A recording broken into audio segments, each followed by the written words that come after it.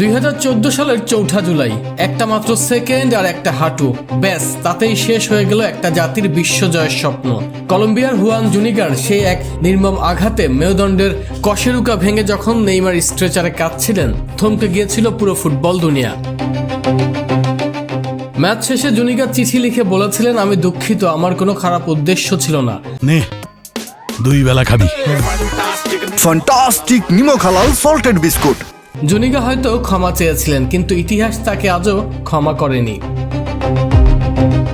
যদি 2014 সালের সেই অভিশপ্ত শুক্রবারটা না আসতো, তবে কেমন হতো নেইমারের ক্যারিয়ার। হুয়ান জুনিগার সেই মারাত্মক ট্যাকল ফুটবল থেকে শুধু নেইমারের প্রথম বিশ্বকাপে কেড়ে নেয়নি, কেড়ে নিয়েছিল তার সোনালী ভবিষ্যৎ।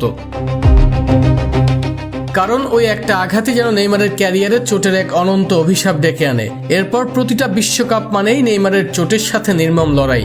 2018 বিশ্বকাপে রেকর্ড পরিমাণ ফাউলের শিকার হয়ে মাটিতে লুটিয়ে পড়া, কিংবা 2022 কাতার বিশ্বকাপের প্রথম ম্যাচেই সার্বিয়ার বিপক্ষে গোড়ালির মারাত্মক চোট।